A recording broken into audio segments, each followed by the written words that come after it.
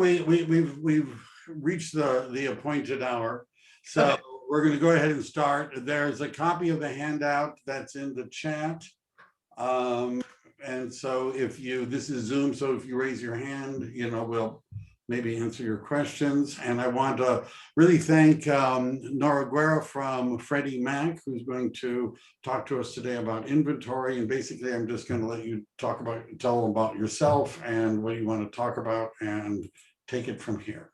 Awesome. Will you give me permission to share my screen? Oh, absolutely. Okay.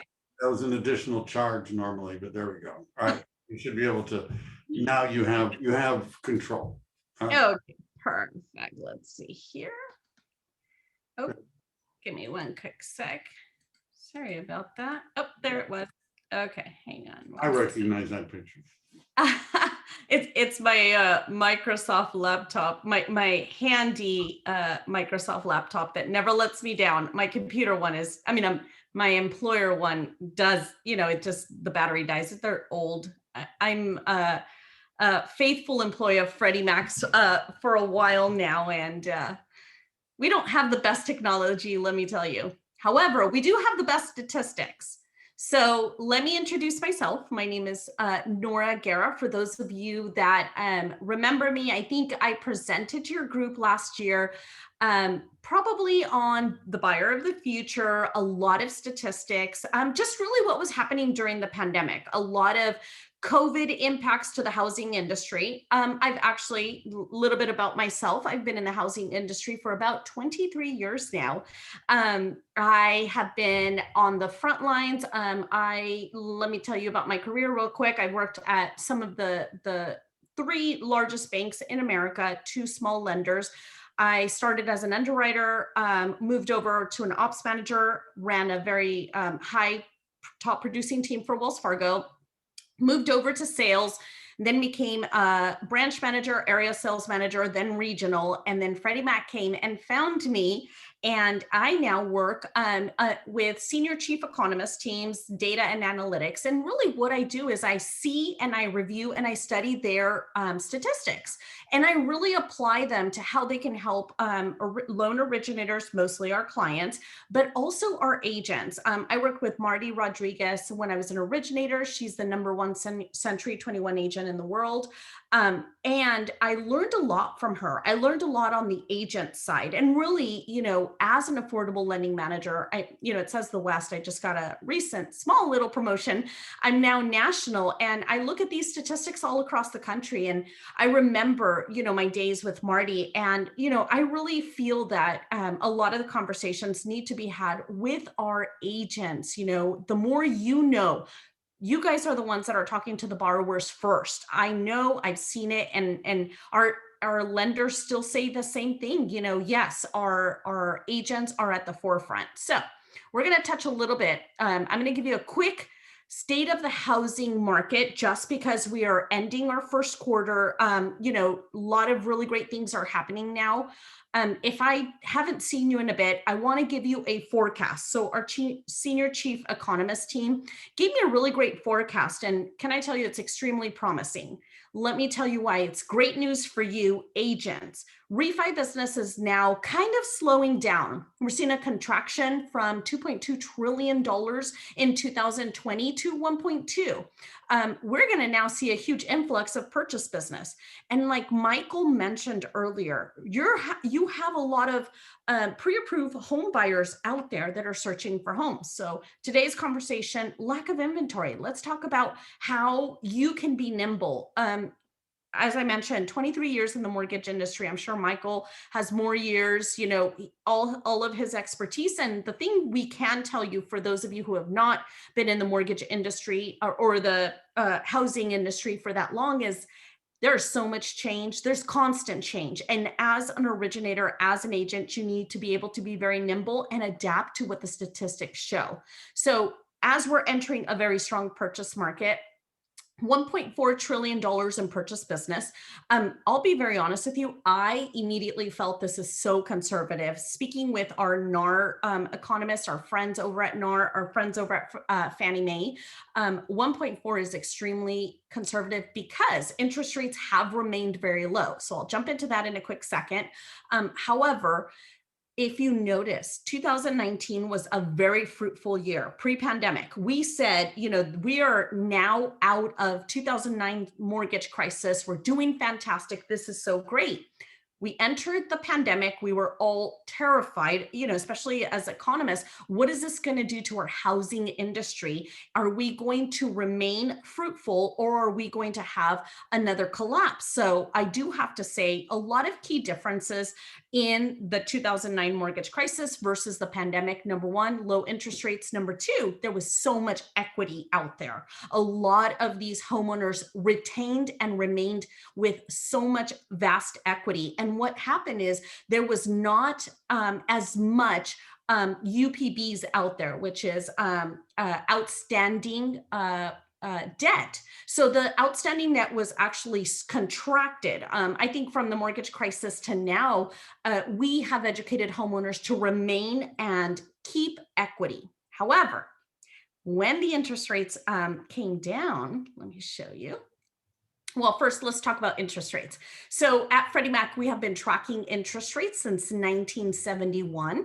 And as you can see here, this is an entire history of interest rates. The fruitful 1983 years when we had an 18% interest rates, those Reagan years.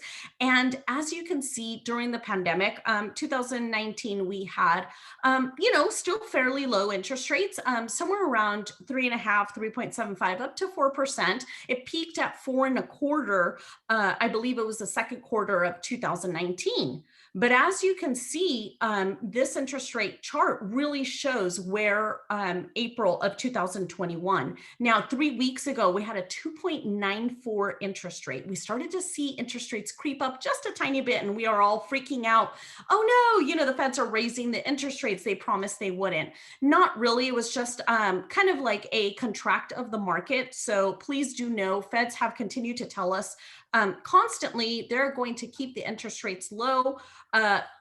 They said for the remainder of the year, let's keep our eye on it. If interest rates do tend to fluctuate, they'll go up a quarter, they'll go down a quarter, they'll go back up a quarter. So just, know that you can definitely say that back to your borrowers if they're asking, is this a good time to buy during, we're still in a pandemic. We're not clear. Even though we have a vaccine, we're still not in the clear. So I mentioned this refinance and a lot of extraction of equity during this low interest rate market. Let me tell you why it's great for you agents. There's a lot of cash floating out there. And guess what? A lot of these homeowners extracted cash out on their homes to be able to buy second homes, to be able to, really have somewhere where they can shelter in the future, number one. Number two, an investment property as well. And they're taking advantage of these low interest rates.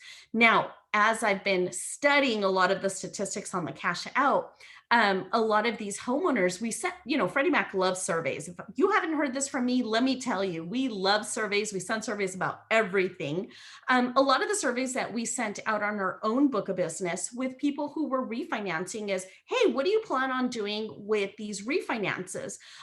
Number one immediately was, we're going to do a little remodeling. The walls need fresh paint, just very small remodeling. Most of the extraction of that equity, though, was definitely towards the purchase of a second home, the purchase of an investment home, or purchasing another home for their owner occupied. So please do know a lot of that, equity that was extracted is going to be affecting you. And that's really why I felt that $1.4 trillion in purchase business was really kind of on the conservative side. Okay, so this is all fantastic news for you. Now, we have such a strong purchase market. Home sales are back to levels that we saw in 2006, which was some of our most fruitful years in our housing industry. I mean, we actually had, as you can see here, we've now brought back our housing industry. Not only is it sustainable, we are thriving. We are again thriving. And as a matter of fact, this chart really does represent 2021 is actually going to be higher than pre 2006. So it's going to be some of our best years in our housing industry. Now, let me tell you what the pandemic has done. It has started, I'm studying recently, and Freddie Mac has a lot of our division studying a high velocity of sold inventory. Where are the most fruitful areas? Now, let's look. There's two places that jump out at me. I know we're all over California, so bear with me, guys. I'm going to try and poke as much as I can anywhere I see an opportunity for California. But if you notice, Riverside, San Bernardino, and Ontario, for you SoCal viewers, extremely fruitful. You are now seeing a huge influx of business. Now, this chart only shows till November. That's the recent HMDA data. However, Los Angeles, Long Beach, and Glendale. I'm going to talk about some exit strategies. We're also following a lot of exit patterns in the housing industry due to the pandemic. Okay, so we'll talk about that in a quick minute. But agents, if you have those customers, you're picking up the phone, you're talking to my favorite millennials who constantly say, no, thanks, I'm not interested in buying, but they are. Okay. So I'm doing a full study on millennials. If I come back to you and present, maybe in the fourth quarter, Michael, I have a phenomenal study on millennials. I want you guys to be subject matter experts on your buyers of the future. So hold on to that conversation, knowing I'll come back with a really great presentation. But if you have a customer who says, I'm not interested, no, thank you, I live with my parents. First, let me dispel that myth. Only 12% of millennials live with their parents. Okay, those are very interesting statistics. Number two, I don't have it here, but I will in the millennial study if I come back to you. Their student loan debt is not as large as they make it seem. So only 38% of millennials even carry student loan debt. The student loan debt that they carry, to them, it's very impactful, but I do have to say, my generation, Generation X, carried a larger, actually a twice as large student loan debt, yet we were able to gain access to credit and come into the housing industry rather quickly. Now, as far as this heat map is concerned, when a millennial says, I'm not interested in investing, it's just not for me right now, please do ask them, if they do tend to invest in the next 5-10 years, are they going to receive a rate of return of 12% year over year? If you notice, this actual 12% for the state of California is actually just during a pandemic, 2020. I can assure you, being in the finance industry for such a long time, there is not another investment that's going to pay you 12% year over year. And by the way, this is a very conservative numbers. There's been years when we've seen 14% in California. Now, focus for a quick minute, because this ties into my lack of inventory conversation. Idaho, of all places, 21%. That is pretty amazing. I'm going to talk about exit strategies out of California and Washington and unaffordable states into Idaho. I was talking to an Idaho policymaker not too long ago, and he said that when Californians arrive to Idaho, they have signs at the airport and it says, Californians, please go back, go to your unaffordable state. Don't bring, these big, basically this cash out on your homes from California, because you're driving our sales prices so high. So Idaho 3 years ago had a median sales price just on a state average, 237. I believe they're peaking at 300, and it's actually on an upwards tick. So please know that's why they are at 21% year over year housing price index. Sorry, I blanked out there for a minute. So again, is it the right time to buy? I said very low historical interest rates. 2.85 was actually the lowest interest rate in recorded mortgage history. 2.95 was 3 weeks ago. Yes, it is the right time to buy for these young millennials. There's 50 million millennials that are coming to the housing table in the next 15 years. I'm on this study, so I'd love to discuss it. Number two, housing appreciation is at 12% in the state of California. Is it a great time to invest? Absolutely. Again, absolutely. Now, here is our true issue, and we're going to talk about this. So the issue, which I will come with a solution that we are discussing at Freddie Mac, new home construction is not nearly enough for the growing demand. Remember, I mentioned that number as a previous originator, 50 million millennials coming to the housing table. You guys are agents. Raise your hand immediately, virtually, if you want a piece of that pie. You know, the average sales price, I'm sorry, the average age of an agent in America, according to the BRE, 56 years old. The average age of a loan officer in America, according to NMLS, 54 years old. So, do we have a gap of conversation? Probably. However, millennials are now 30, the oldest millennial is now 38 years old, about to turn 39, and they are forming household formation. So they get it. They need to buy a house. So those 50 million are going to come and they're going to just impact you so incredibly. So I really want you educated on being able to help them with their financial needs. What are their challenges, and offer solutions. So what is the true demand? Remember, 50 million are coming in the next 10 years. Well, we're already at a lack of inventory now for today's demand. We need 1.6 million units built per year for the next 10 years. How amazing is that? And imagine 50 million are coming on top of that number. So I talked to the builders, our Freddie Mac teams talk to the Builders Union, National Builders Union. There's three things that are impacting. Number one, the cost to build is not fruitful on an average sales price, for a median house, not just in California, across the country. It's, policymakers have made it very costly to build a brand new home on land. Now, it's probably not going to be as costly as Michael's scenario earlier. That sounds like that's actually going to be much far less expensive versus paying an extra 400, 500, 600,000 on top of the sales price. However, for the average sales price, builders are saying, unless I'm building lucrative high-end homes, it's just not going to be a great investment. As a matter of fact, they even said we won't break even, we'll actually lose money. So that's number one.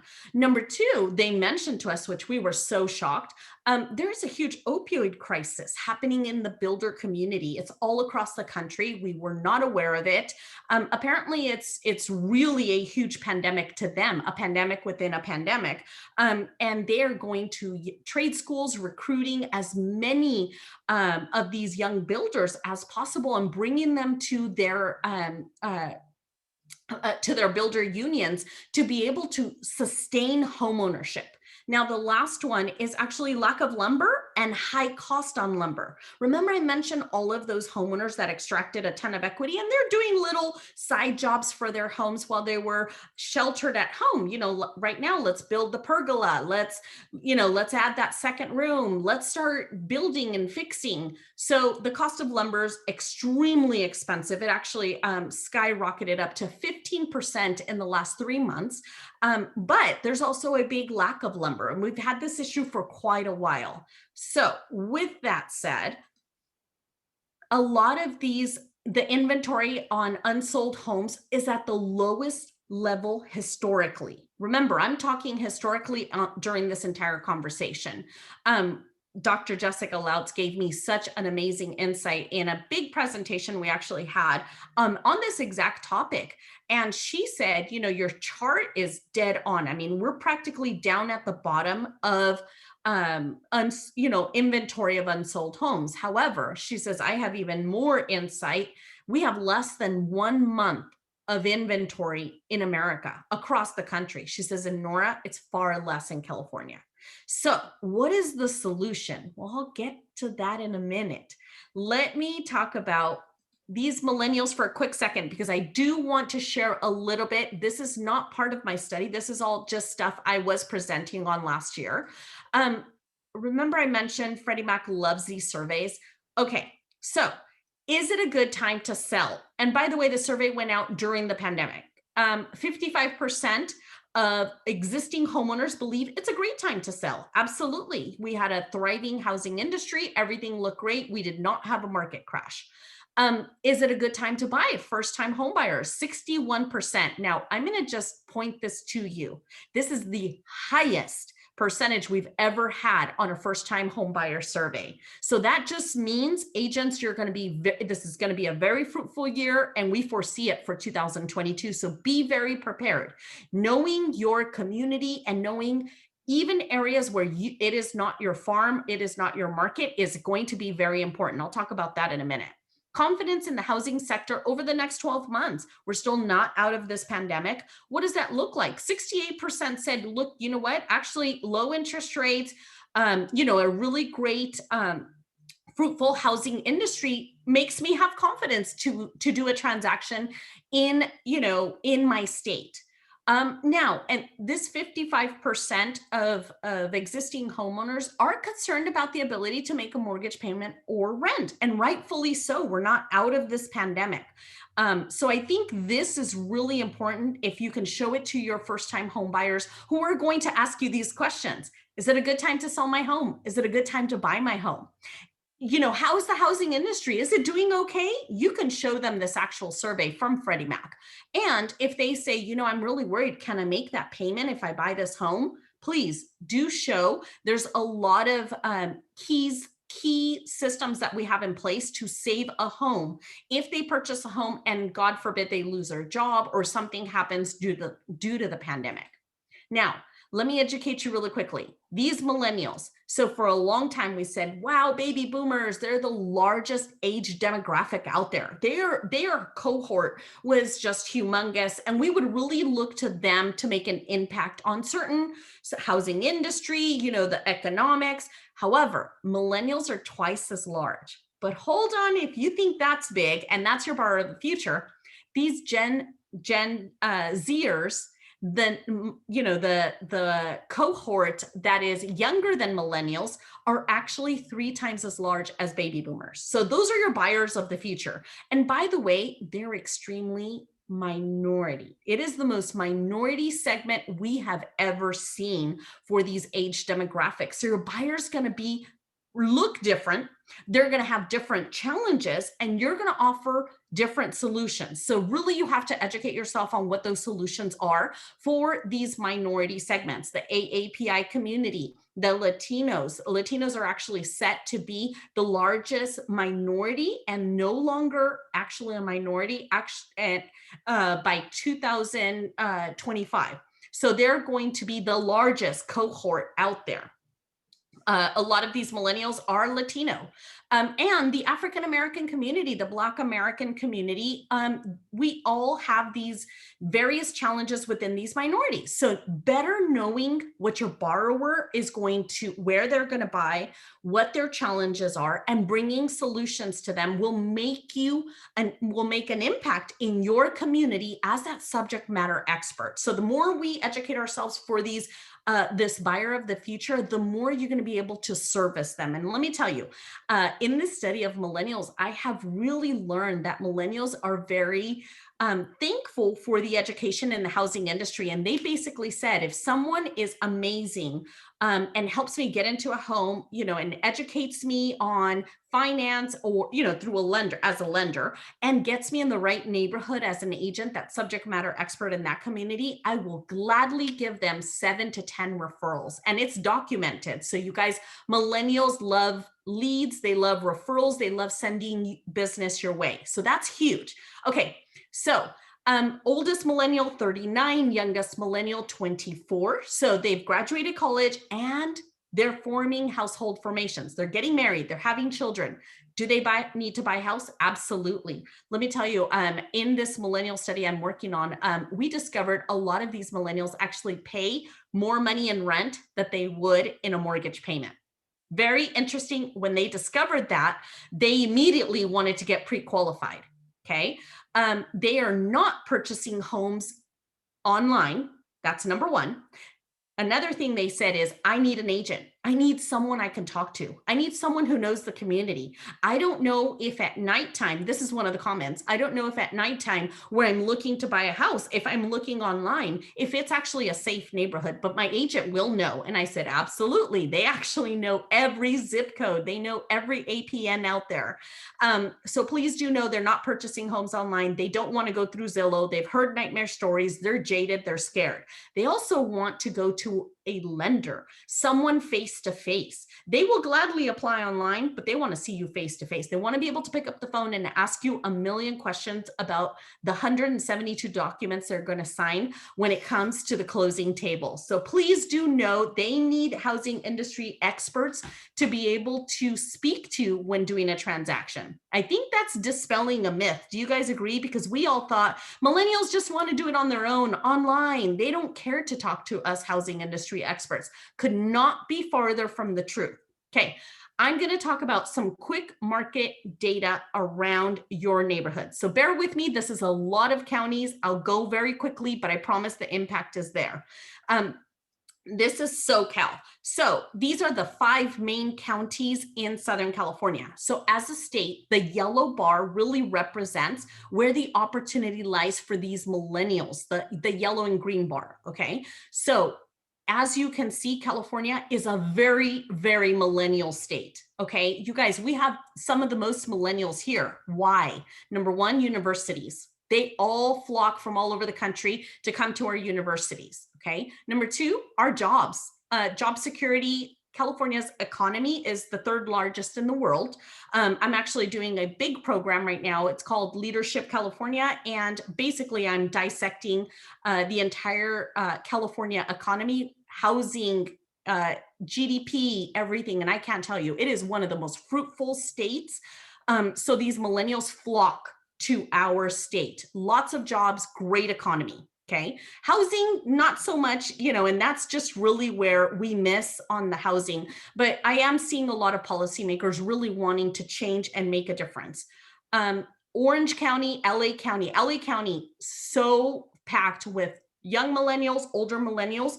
Why? So if you know, urban areas are known to attract graduated students, okay? So you'll see a lot of these millennials in these big counties. LA, Southern California, we're seeing a big attraction, as you saw in my other map, to Riverside, San Bernardino County, which is kind of on the outskirts of all of LA County, but let me tell you, affordability is driving them there.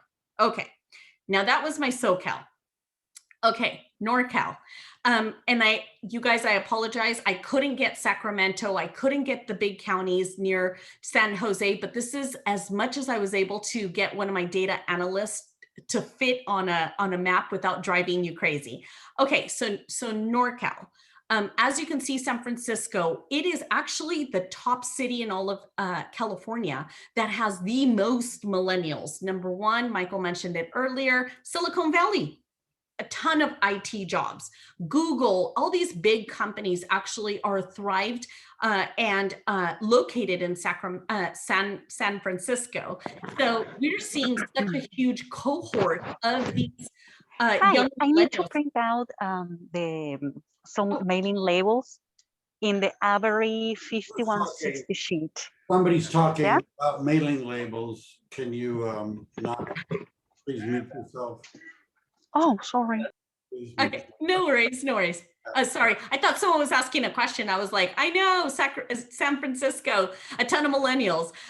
So as you see, it truly is an impactful city. Now, I'm working with San Francisco. Sorry, I keep saying Sacramento. I'm not even sure. Maybe because I didn't find Sacramento statistics on time. So San Francisco, such an impactful city. I've been speaking to a lot of policymakers up there. Just so you guys know, their average sales price on a condo, are you guys ready for this? I mean, this blew me away, 1.3 million.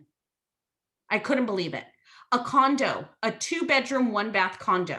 So do they realize that there is a huge, an affordability issue out there? Absolutely. Are they doing anything about it? I do have to say, as I'm working with these policymakers, they're trying to come up with so many solutions. Some of them are actually really great, and I'm bringing them back to Freddie Mac. And we're saying this might actually work. I was sharing it with Dr. Jessica, and she was even, under the impression this is fantastic. I mean, a lot of this is going to be very fruitful for these millennials. And can I tell you, you're probably thinking, Nora, we're in the housing industry. This is not going to be in the next, 2 to 3 years. Actually, they're looking to implement in the next 1 year. They have a big aggressive goal plan in Northern California to bring affordability back to the state. So keep your eye there. Other communities and areas in Northern California, you guys, the entire state is a millennial state. I do tend to dive in. If you're doing business in any of these areas, please do look at Santa Clara. We're seeing a migration pattern out of San Francisco, also Solano, also actually, where is it? Yep, Contra Costa. Millennials are leaving San Francisco, going this way, and it's due to the pandemic, okay? A lot of these companies went remote. Remember that. They no longer have to be in the area of an urban right next to their job, because a lot of these companies discovered, you know what, we can actually be very thriveful, have great employee satisfaction, and be remote. It's actually cheaper. It's so much more cost effective to have remote employees. Okay, so here we go again with these counties. Okay, guys, average credit score, because the first thing you're going to say is, Nora, but where is their credit? Do they even qualify? You guys, part of my study is very impactful on mortgage ready millennials that are out there for the state of California. When I say mortgage ready, what that means to Freddie Mac is a FICO score of 625 and above, which means they can get a loan out there. They have the means for a down payment, and they have no adverse credit. They have worked 2 years on their job, and they can afford to buy where they live. Okay, so state of California, well, actually, I'm sorry, on a national average, FICO score is 694. State of California, 699. It's actually really great. I was presenting in Atlanta last week, and their FICO is really low. So Atlanta needed to do a much better job as a state to educate homeowners on credit. LA County, 692. Look at Orange County, 711. What do you guys think that's attributed to? It's definitely wealth. It's attributed to wealth, and a lot of financial institutions are housed in Orange County. So they are going out there and educating their members of these banks or their own communities on FICO. And a lot of that county is actually very affluent. So please know, it impacts the credit score throughout the county. Now look at Riverside, 676, and look at San Bernardino, 668. That does not shock me. Those two areas have been fruitful in the last, I want to say 6 to 7 years, according to our NAR statistics. We've seen a lot of migration patterns out of LA County into, which we call the urban area, out into past suburbia, into the exurbs, and Riverside County and San Bernardino have now become fruitful counties. There is still a lot of work for us to do in SoCal with these two counties. Look at Ventura, 708. It's also considered a very affluent county, and therefore the FICO score represents that. Now, Northern California, again, remember California, 699. Look at Alameda, 722. So much better. Northern California does so much better on credit than Southern California. Solano, we have a really great opportunity here, 690, but I still have to say, across the state, this is still a fantastic FICO score compared to some of the other states I present at. This is still very fruitful. We do a great job as a state to educate on FICO, the usage of FICO, repayment, which really helps our state with having mortgage ready first time home buyers, especially these millennials. They get it. They now understand. We've said it to the rooftops. You need to have good credit in order to buy a home. Okay, First-time home buyers are actually increasing, and I can't say this enough. Those first-time home buyers are millennials. Second largest demographic are females. Females are purchasing homes as single women, single heads of household or single women. So in other words, it just represents they are not married, they're not purchasing with a spouse, with a partner, anything. It's just them on the loan. And they're your second largest home buyer. So if you're saying, Nora, what does the buyer of the future look like? It does look millennial, it looks minority, and I'll be honest, it actually looks like a single female. So they're purchasing twice as fast as single males. And that's very interesting. We haven't had that historically ever. And this has been happening in the last 2 years. The increase overall is at 36%. So keep your eye out. If you're, out looking for leads, just remember those single women, they may be minorities and they may be millennials. Okay. So I'm really going granular with the buyer of the future here. Now, more renters are seeking to become first-time home buyers. Why? The pandemic really thrust us. So we now have an increase of over 60,000 in the state of California, 60,000 renters who said, you know what, I can't continue to rent here. Why? During the pandemic, they're in a studio. They're living there, they're working there with 2 other roommates. It's not sustainable. They realize that. So what they said is, you know what, my company said I can work remote, for the next 2-3 years, or some companies have said, you know what, we're looking at remote as being a full-time option. So what did that mean is that they decided it's cheaper for me to purchase a home and to rent some rooms out to my roommates. We'll have a 2-bedroom, 3-bath average home, and it's actually going to be cheaper. And we're going to go out into the exurbs. We're going to leave the urban area that's not sustainable. It's not affordable. And we're going to purchase out into the exurbs. So those are some migration patterns we absolutely are looking at. Now I'm going to get back to these counties. So Nora, is there an opportunity with renters in my area? You guys, the orange bar graph represents renters in your counties. Yes, absolutely. Please do know when a millennial says, is the right time to buy? Yes, interest rates. Yes, you're going to get a rate of return. Yes, it's a thriving market. And also there's so much opportunity right now. If you could just take a look at LA County. There's more renters than there are homeowners, and that's lack of inventory. That's all that is, lack of inventory. We'll talk about that in a minute. If you can see here, orange represents renters. Look at San Francisco, again, lack of inventory and affordability, both LA and San Francisco. However, look at Solano, look at Santa Clara, look at these other areas that are not in the actual city. And there truly is an opportunity for you to know there are renters still out there. Okay, so I talked about these companies that are going remote. Have you guys heard about Zoom towns? You're going to hear a lot about that from NAR, from Freddie, from Fannie. Give me one quick second.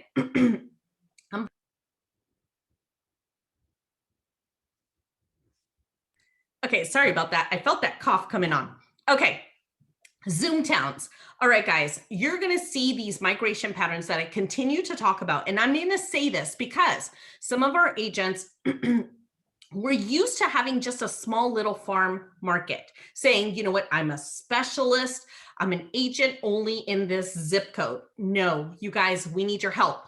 You have to be a subject matter in the entire community, in the entire area that you service. So if I'm an agent in LA County, I need to know Riverside County, San Bernardino, Orange, and Ventura. Believe it or not, let me tell you why.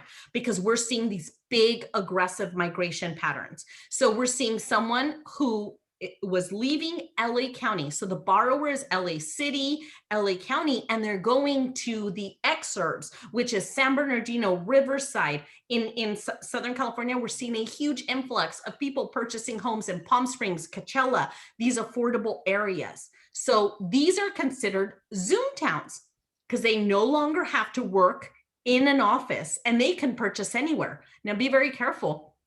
We need to convince these young millennials to stay in California because they may leave in droves to these other states. Remember, I mentioned Idaho and their 21% increase. We really have to just show that there is a big advantage there. We have to continue to talk about a strong economy in the state of California. We do know that politics plays a small part of it. Okay. Now, most of you are saying the weather in California is phenomenal. These people want the weather. You guys, no, they don't. We are now soon realizing they don't care about the weather. They'll deal with snow, they'll deal with everything as long as they can purchase a home because of that demand on lack of inventory. No longer are they so concerned about that weather. And you know what? I'll be honest with you, that California weather is amazing. I usually travel the country pre-pandemic and I couldn't wait to come home to California, but these millennials continue to say weather is not going to be a factor and it's not going to hold us back. And because we're seeing these big numbers in these states, these exit patterns that we're studying, it tends to be true. So again, be a subject matter expert, not just in your community, in all of your surrounding counties. That's why I pulled so many counties for certain areas. Okay, really quickly moving on. I mentioned, I'm going to just touch this really quickly. Rural housing. Michael, in our 20 some years, when have we ever seen rural housing at the top of the purchase market? It dominated purchases, 11.3% increase over urban and suburban. I've never seen this before.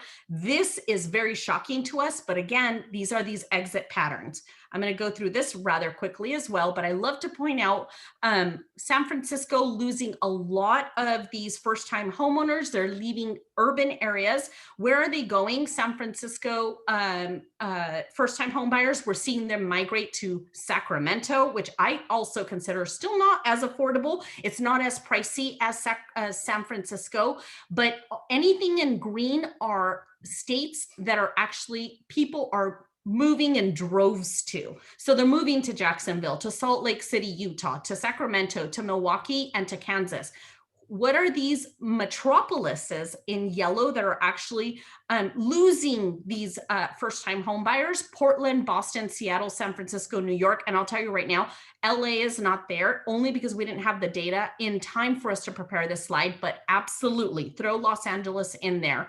And these are all deemed unaffordable urban areas. Do we all agree? I think so. Okay, let's talk about some solutions. So we know lack of inventory. We know these millennials are coming. They're coming in droves as well. So we have existing aging stock, right? We have existing homes. There's a wide gap between affordable housing supply and demand. I think I definitely made a point of that. There's a growing number of households who are looking for more affordable home ownership options. I mentioned that as well. And there's a rising number of people age 55 plus. So our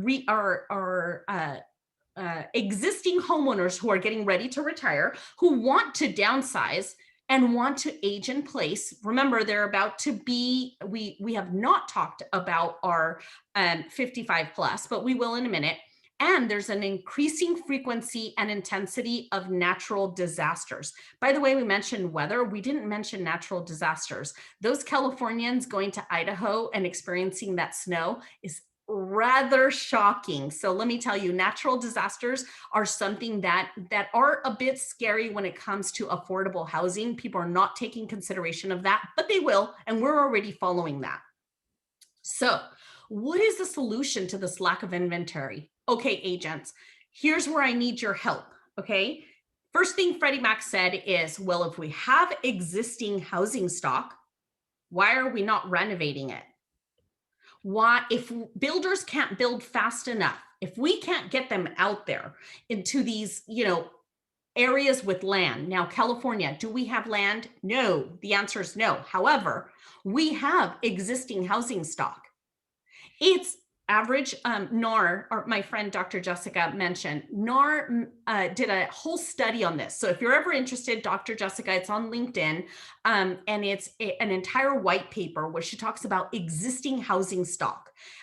Most of California has housing stock that's age 50 years plus. So we had a ton of investors for a very long time saying, we're flipping, we're flipping, we're flipping. Okay. Some of these flips were not aggressive flips. We're not extensive flips.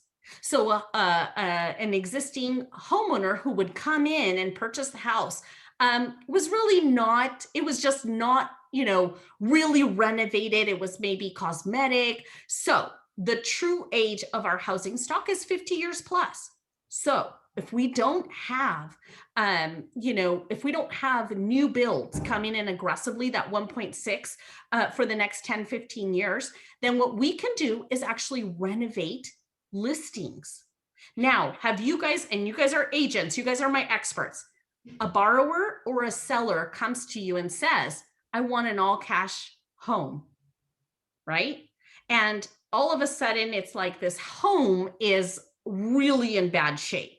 Okay, so let me tell you, you can list it as a renovation transaction. Renovation allows a homeowner to come in with as low as 3% down, conventional, not FHA. Agents, you get paid as soon as the transaction closes. Do you know that? Because a lot of our agents that did a survey for NAR did not know that. They thought we will get paid when all of the renovations get done on the property, and that is not true. Renovation really can bring that first-time millennial home buyer that's mortgage ready to the right neighborhood in the most awful home, and they can renovate it and make it their own. It's not going to be their dream home maybe because it's their first home, but it's going to be a lot better than what's out there, than existing housing stock. And it's going to be much more affordable. Okay. Now, renovation transactions, I'm just going to mention rather quickly. So of course, it allows you to finance up to 75% of the complete appraised as completed property value. So by the way, in the state of California, you guys are going to love this. We can do ADUs at Freddie Mac and renovation. So they can buy a home and build an ADU, and it does not have to be an attached ADU. This is huge. I don't think my Californians know this. 3% down if they qualify. FICO score is not very restrictive. I'll go through the guidelines in a quick minute, but please do know you can even renovate units, PUDs, condos. We need to use a sustainable product, and this truly is it. Agents, if you have a house that, you know, and you're not seeing that as much right now in California, but it may be listed and it's really just it needs to be taken down to the studs and leave a wall. Renovation is definitely the product. Okay. You need to get together with a lender that knows how to do renovation. And there's a lot of education right now. Freddie Mac is educating every single one of our borrowers on renovation transactions, because you're going to hear this a lot. And I'm just giving it to you very early. Okay. So Fannie, Freddie, even HUD, we're going to start having big conversations and we're going to push renovation down. Remember when we were all stated and we turned around and had to use FHA from 1 month to the next and we were all freaking out? Renovation is going to start looking like that because our lack of inventory issue is truly an issue and demand is out there. Okay. So this is just some survey responses. You know, we love surveys, you know, from some millennials that are purchasing. And by the way, millennials, very well versed on renovation transactions. They want to use this product.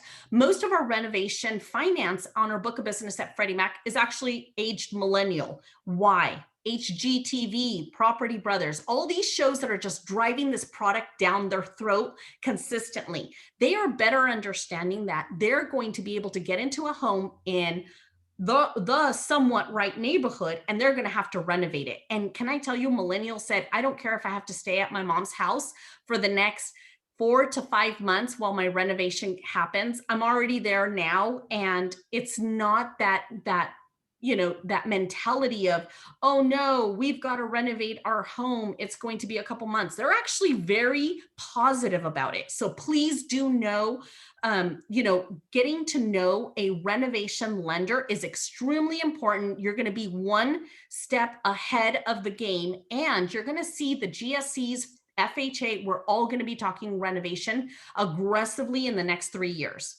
Okay, how can I help you at Freddie Mac and support you? Well, the first thing, agents, we have so many first-time home buyers, our surveyors, first-time home buyer education, and they come to us, and we are not agents and we are not lenders. We create policy, we create product, we create programs, and we sustain you on the secondary market. But guess what? We want to give you borrowers back. We want to give you hot leads. Okay, so please sign up to this link that I attached there. It's a Freddie Mac link, and it's just borrowers that come to Freddie Mac and say, I need an agent in San Francisco. I need an agent in blah, blah, blah, blah. And guess what? We see where you're located and we send them right on over to you. I have a lot of agents who have been very fruitful to this, using this resource. Also, we have so many resources for first-time home buyers. So if you have a first-time home buyer who says, you know what, hold my hand, I don't know what I'm doing, this is the perfect page for you to send them. Okay, let's see here. Affordable lending insights. If your lender says, you know, if you talk to your lender, say, oh my gosh, I saw this great presentation from Freddie Mac, you know, we need to start doing renovation transactions. Are you well versed? And they're going to say, well, you know, okay, this is where I want you to send them. Affordable Lending Insights page.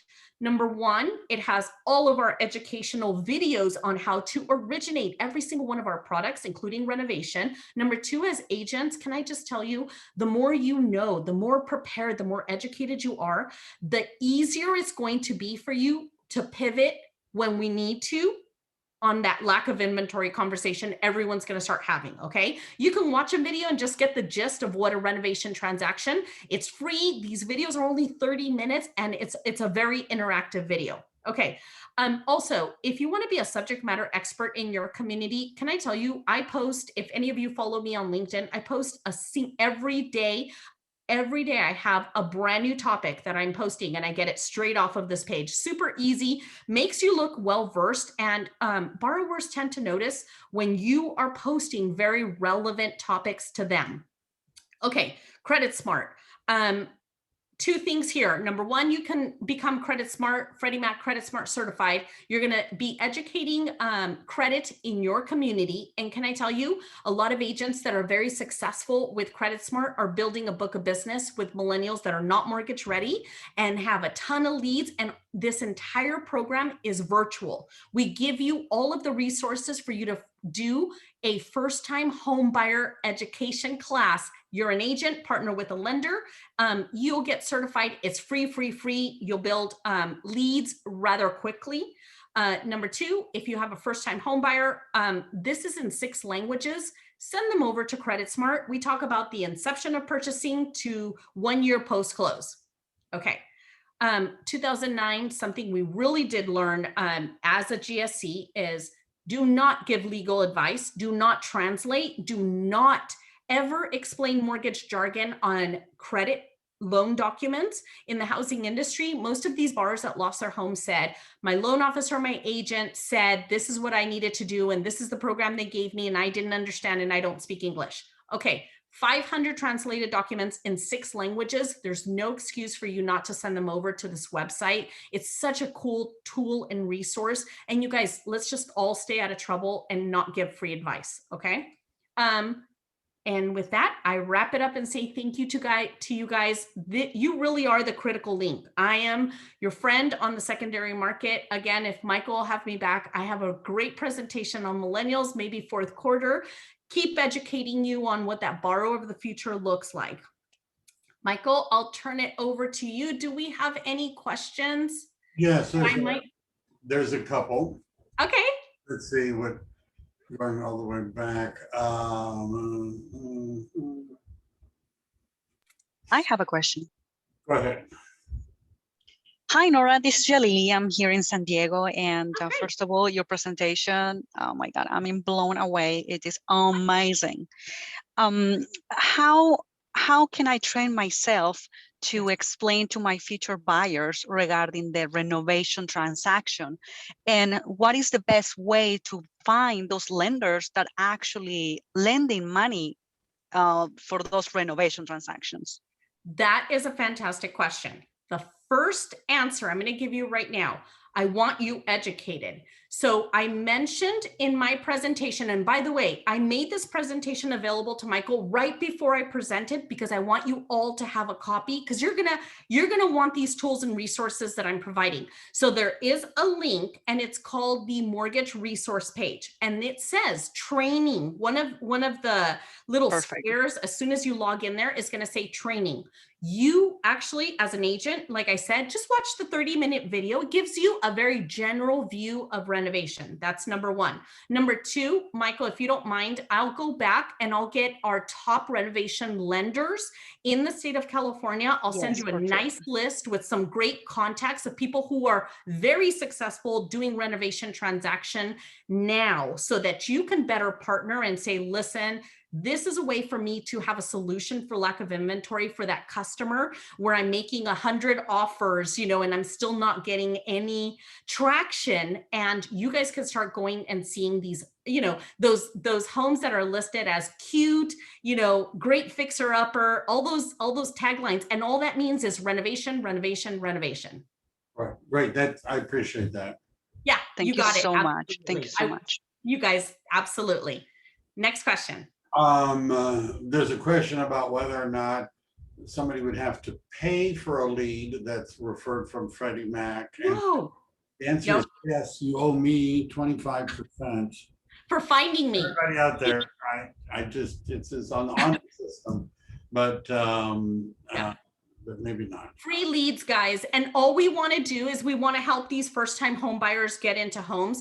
Can I tell you, we don't survive on the secondary market without you. We know that. We want to educate. That's really why I go out. I'll be very honest. My position doesn't really present to agents until I came on board and I started saying, guys, no.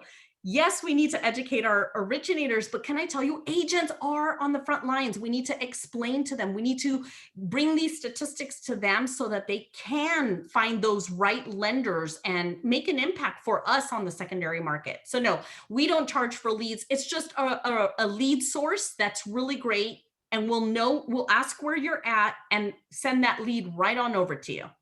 Okay. Yeah. Sandra has her hand up. Somebody. Thank you. I had to unmute myself. Thank you so much. Excellent presentation. So I have a couple of questions. Yes. One is multi-part. The renovation program. Yes. How does that work for existing homeowners who want to renovate their own home that's owner occupied? And two, their investment property, if they have a rental and they want to renovate that property, how does that work? So for Oh, I'm sorry. Go ahead. I didn't hear it. No, I'm sorry. And then that was like a two-part AB question. And the other one is, what is your contact information? So the best way to get a hold of me is through LinkedIn. Okay. If you can find me, I'm just under Nora Guerra. Last name is Guerra. And you can get a hold of me rather quickly there. I do have some assistants that help me navigate that. My email is just very convoluted with policy, with stuff. So I miss a lot of emails. Plus, for some reason at Freddie Mac, if you're just, if you're not in the housing industry, like on the secondary market, we seem to see all of these emails go to junk. I think Michael's went to junk when he first reached out to me. So I want to make sure that you guys can get a hold of me. I'm on LinkedIn. Send me a friend request. We approve them right away. That was number one. Number two, owner occupied renovation. Absolutely. They can do a refinance. They could do a renovation refinance.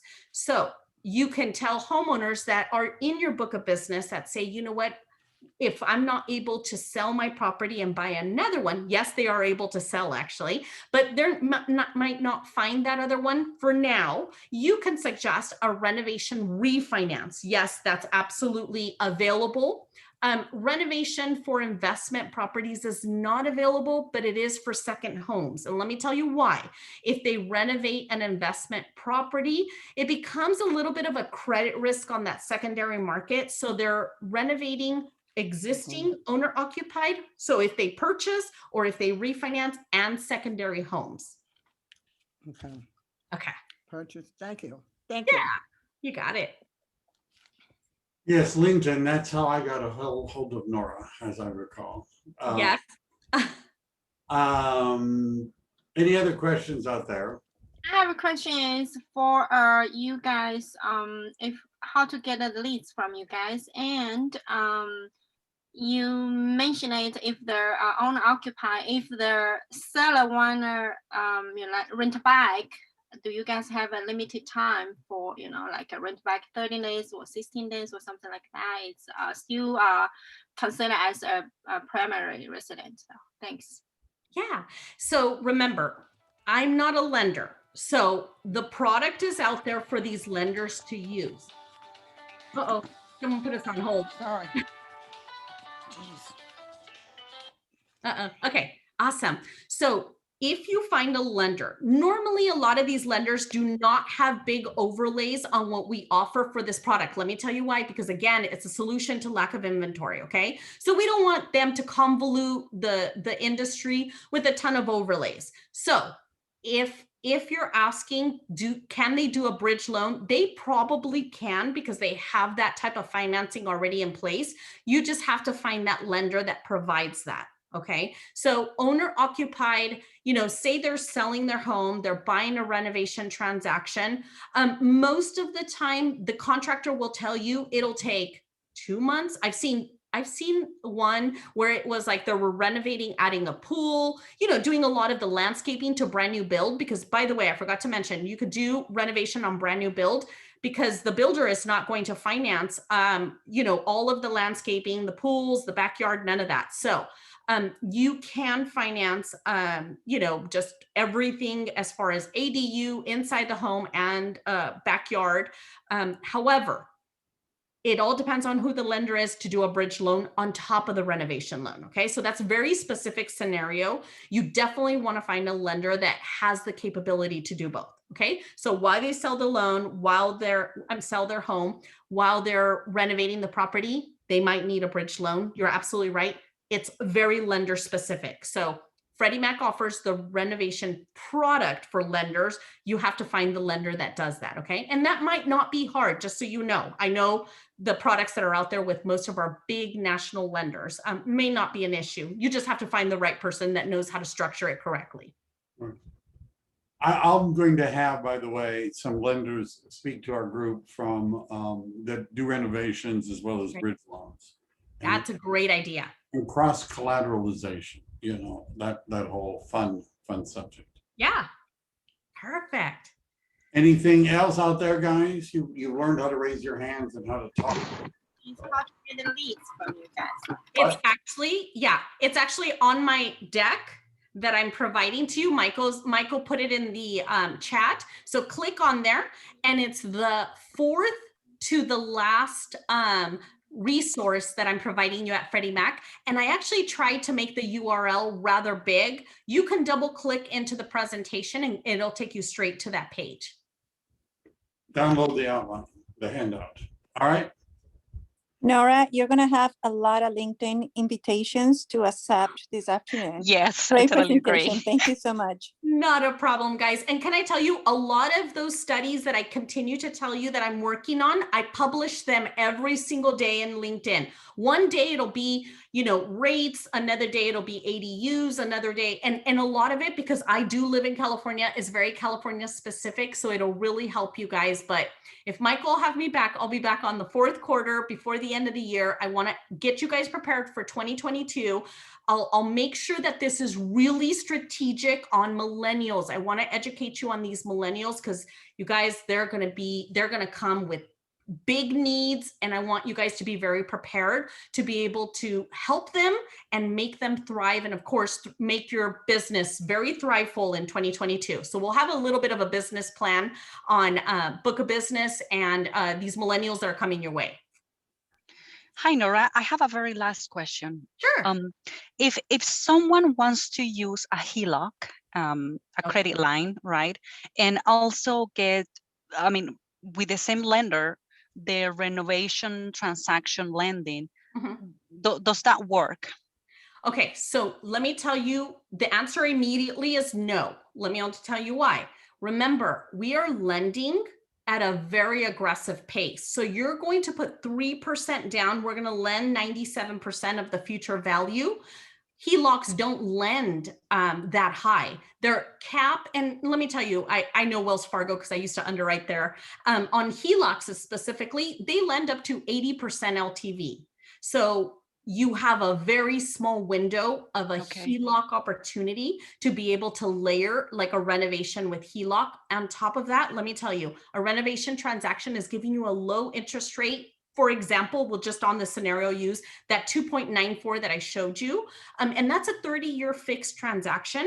A HELOC has a variable. Their rate locks that are fixed are very expensive. So, and I know for a fact right now with the housing industry and capital markets, HELOCs are not lending, with kind of that high LTV right now. They're very restrictive. They're actually really conservative. HELOCs tend to lend aggressively when how can I say this? There's not a lot of credit risk out there, but because of the pandemic, they are very conservative right now. So that won't work. And my underwriting background will let you know. You can still reach out to a lender. Actually, these big banks have great HELOC products, but I even know the big banks right now are restricted like at 80, 85% LTV. So it might be easier to just go with that 3% down, 97% financing. What I can tell you is, great news, have your borrower get down payment assistance. Work with a lender that works with down payment assistance. And guess what? All of a sudden you can go up to TLTV, total loan to value of 105.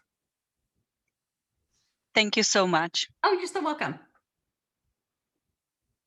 All right. I think we've reached the end of our appointed time. I want to really thank Nora for spending the time, and you can come back before the fourth quarter. We'll talk about that. Okay. When you have stuff, once a quarter would work for me, and I'm sure for everybody here at least.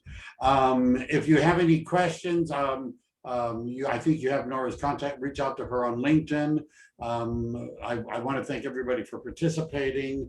This is being sponsored by my production team, the Michael Devlin Group with eXp Realty. If anybody out there is interested in knowing what it means to be on a production team or with eXp Realty and you'd like more information, reach out to me. I'd love to talk to you about that as well. A short commercial. Anyhow, thank you very much. We're gonna call it a wrap for everybody. Have a great day. Thank you again, Nora. Say goodbye, everybody.